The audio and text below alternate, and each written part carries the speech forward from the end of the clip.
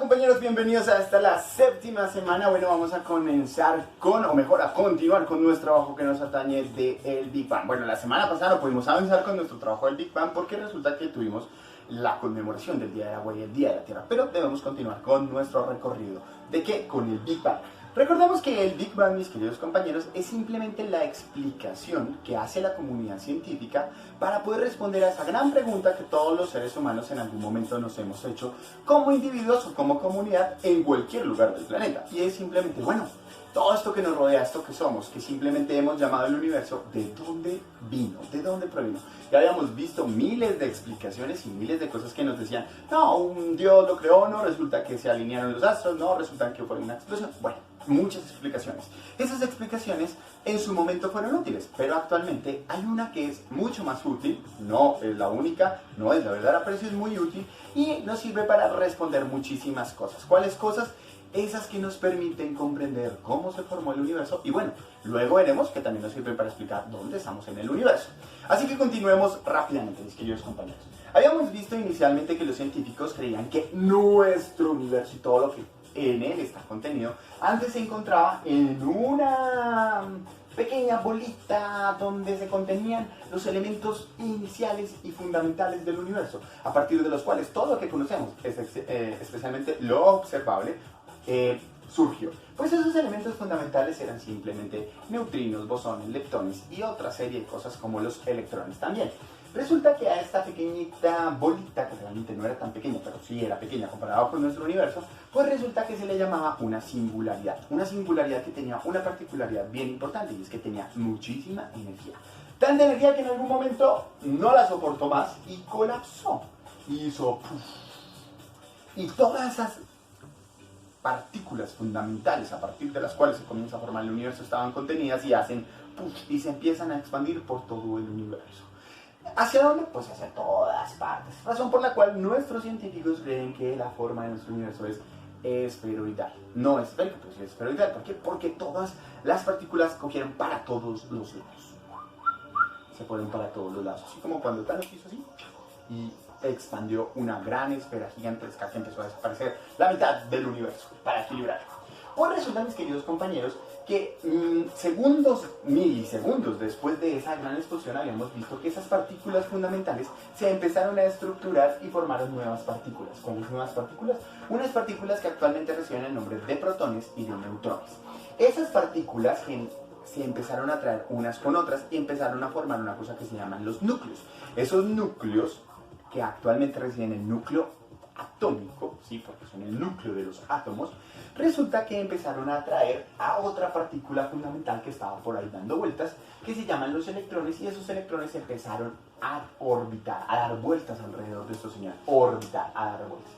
Inicialmente se creía que esas órbitas eran circulares, después que fueron elípticas, y resulta que hoy no sabemos puntualmente cómo son. Se saben que orbitan, pero no con una condición fija, puntual, a un camino definido, sino que por el contrario hacen lo que se les da la gana.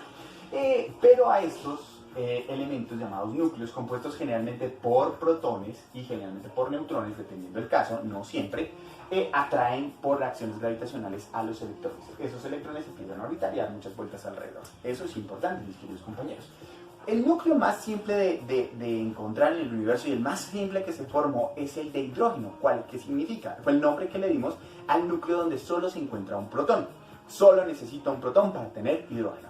Si ese protón tiene neutrones, uno o más neutrones, recibe el nombre de protón isótopo.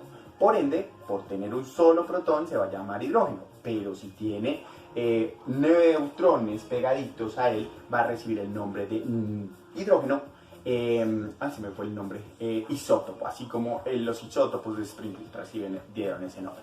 ¿Listo? Entonces vamos a tener que se formaron los átomos. Entonces, después de la explosión, las partículas fundamentales formaron unas partículas muy importantes llamadas protones y neutrones que se empezaron a unir unas con otras y formaron los núcleos, y gracias a esos núcleos empezamos a tener movimiento en las partículas y esas partículas atrajeron a los electrones, ¿sí? Esos electrones que son tan importantes para nosotros porque resulta que formaron lo que nosotros conocemos como los átomos.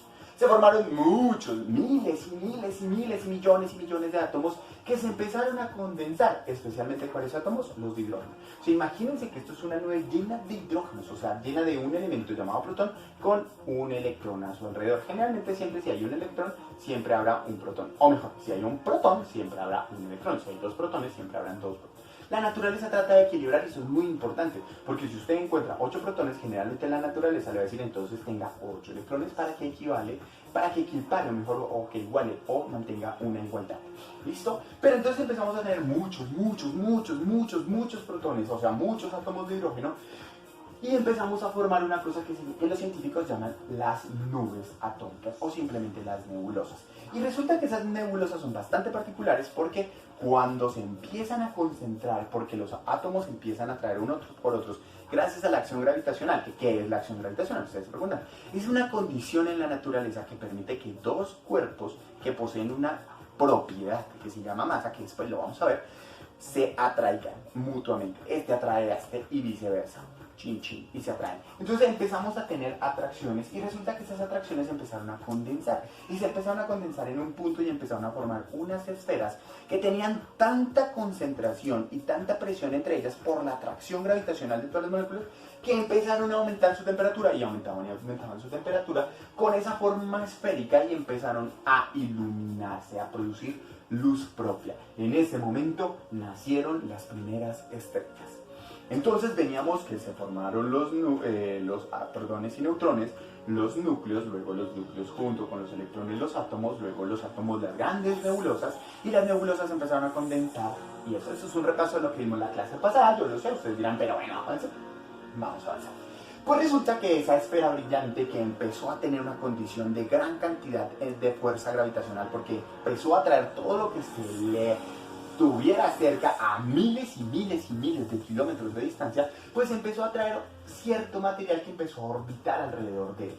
Ese material se empezó a organizar también en grandes esferas bajo ciertas condiciones y empezó a formarse una nueva estructura en el universo que se llaman los sistemas solares. Los sistemas solares son simplemente esas concentraciones de átomos que se volvieron esferas brillantes, o sea, estrellas, y empezaron a traer otros cuerpos, otro material, polvo también, átomos de toda clase, y se empezaron a unir unos con otros y empezaron a formar nuevas estructuras. Esas estructuras particularmente se conocen con el nombre de planetas. Otras estructuras que giran alrededor de los planetas se les llaman satélites naturales. Otros, como por ejemplo este que está por aquí, que sería un cometa, ¿sí? Otros que orbitan alrededor del Sol, que son grandes rocas, se les llaman asteroides. Entonces empezamos a configurar una nueva estructura en nuestro universo. Las estrellas, con la formación, empezaron a ser macroestructuras. La primera macroestructura que se formó fueron los sistemas solares. O sea, una estrella que empezó a traer material. Ese material se empezó a formar a sí mismo y formó los planetas. Otro material empezó a orbitar alrededor de los planetas y formó los satélites naturales o las lunas, y otro simplemente se quedó orbitando como grandes rocas y se llamaron los asteroides. Otros materiales que tenían la posibilidad de desprender vapor formaron los cometas, y a esto se le conoce como la estructura general de un sistema solar. Pero esos sistemas solares duraron por muchísimo tiempo. Aún se forman estrellas, aún se forman sistemas solares. Pero resulta que estos sistemas solares no siempre están vivos. Así como tienen un principio, también tienen un fin, porque la estrella nace, pero la estrella también muere. ¿Qué pasa cuando una estrella muere? Pues imagínense que esto está lleno de estrellas.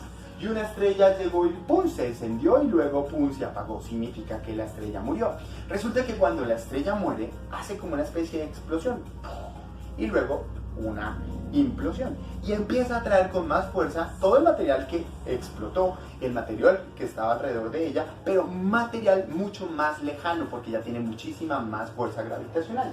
Y empieza a traer más y más y más cosas. ¿Qué cosas? Pues otros sistemas solares que estén cerquita. Entonces murió una estrella de acá, o tengo un sistema solar, murió esa estrella y empezó a traer las otras estrellas y por ende los otros sistemas solares. Al empezar a traer esos nuevos sistemas solares, empieza a formar una cosa que se llama, bueno, aquí vemos cuando muere una estrella, ¡pum! Y hay una implosión y simplemente se forma un agujero negro. Ese agujero negro, que simplemente es la muerte por explosión de una estrella y luego la implosión del material que fue expulsado, empieza a traer más y más y más y más cosas y empieza a formar un cuerpo mucho más fuerte gravitacionalmente al que llamamos agujero negro. O sea, un agujero negro es en lo que se convertiría una estrella en particular cuando muere. No es lo único en lo que se convierte, porque también se puede convertir en una enana blanca o también se puede convertir en una estrella de neutrones, pero particularmente los agujeros negros son muy misteriosos y forman una condición bastante interesante, que son las galaxias. ¿Qué ocurre, mis queridos compañeros? Vamos a hacer un recuento rápido. Resulta que, como les dije, pues tenemos la estrella, ¡pum!, se formó, está brillando, empieza a atraer más material, ese material empieza a orbitar alrededor de ella.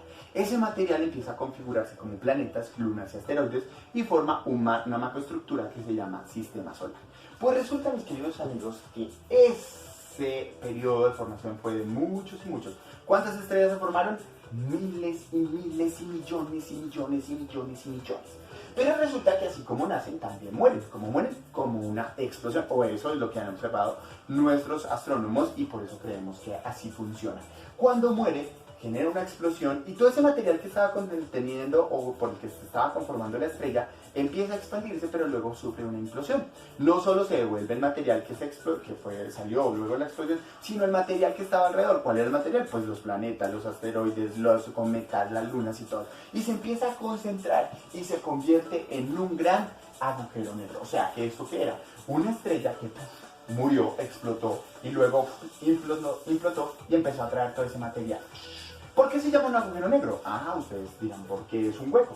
No, realmente no es un hueco, es una gran cantidad de sustancia o de material que es capaz de atraer cualquier cosa, incluso atraer o desviar la condición de la luz que se creía que era imposible de desviar por condiciones gravitacionales, pero empezó a formar y empezó a traer todo ese material. Tan fuerte se vuelve que no solo el material que conformaba la estrella, los planetas, asteroides y demás, sino que empieza a atraer otros sistemas solares, o sea, empieza a traer estrellas, cada vez más cerquita y más cerquita y más cerquita y más cerquita. Y cuando empieza a formar eso, se convierte en una galaxia.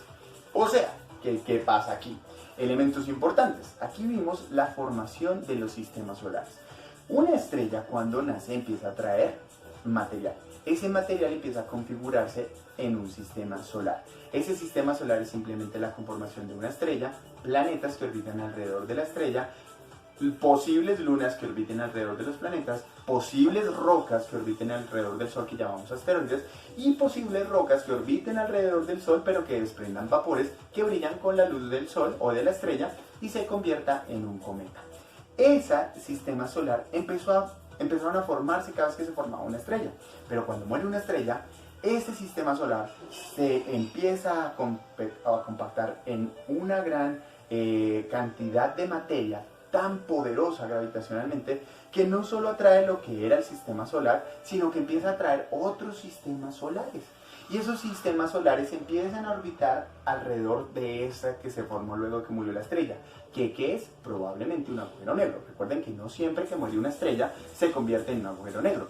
Puede convertirse en una enana blanca o puede convertirse en una estrella de neutrones. Pero generalmente los agujeros negros sí hacen que otras estrellas, junto con sus sistemas solares, empiecen a darle vueltas y a darle vueltas y se convierta en una galaxia. ¿Qué quiere decir que entonces es una galaxia? Una galaxia es una macroestructura muchísimo más grande que un sistema solar, conformado por un centro en el que se encuentra un agujero supermasivo, súper masivo, y que empieza a atraer más estrellas con sus sistemas solares, pero no una, no dos, sino millones y millones y millones de estrellas a su alrededor y empiezan a orbitar alrededor del agujero negro y en ese momento se convierten en una galaxia. No se preocupen, yo sé que tienen muchas dudas frente a las galaxias, frente a los sistemas solares, frente a las estrellas, pero por ahora simplemente estamos viendo cuáles fueron los procesos que se han venido dando con la conformación del universo. Ya nos vamos a detener más adelante en qué son las galaxias, las vamos a estudiar muy juiciositos y muy a fondo, así que no se me apresuren porque yo sé que quieren saberlo todo, pero no se me apresuren, vamos con calma. Apenas estamos viendo qué se formó y cuáles fueron las formaciones importantes. Entonces recordemos que hasta el momento hemos visto que tenemos se formaron los protones y neutrones a partir de las partículas fundamentales. Estos formaron los núcleos. Los núcleos formaron los átomos junto con los electrones. Un electrón con un protón o puede que sí o puede que no haya neutrones, formaron el átomo de hidrógeno u otros átomos dependiendo de la cantidad de protones que tengamos. Se empezaron a formar las nebulosas empezaron a formar las estrellas empezaron a formar los sistemas solares. Cuando una estrella muere, empieza a formar un agujero negro. Cuando se forma el agujero negro, empieza a traer muchas estrellas, miles y miles a su alrededor, junto con sus sistemas solares, y empiezan a orbitar alrededor de ese agujero negro, que era una estrella o una estrella muerta. Y simplemente, ¿qué pasó? Pues se formaron las galaxias, o sea, macroestructuras que empiezan a formar nuestro universo. Y bueno, mis queridos compañeros, hasta aquí por ahora. No se les olvide continuar con el proceso que veníamos realizando. Ya vimos cada uno de los apartes y de las escenas que hemos visto. Por cada escena recuerden que ustedes deben hacer una síntesis en su cuaderno y hacer un dibujo. No siendo más, mis queridos compañeros, nos vemos la próxima semana, que sería nuestra semana número 8. No se les olvide sus compromisos y por favor, sobre todo, denle like, únanse a mi club de seguidores de YouTube y háganme famoso. Chao, chao.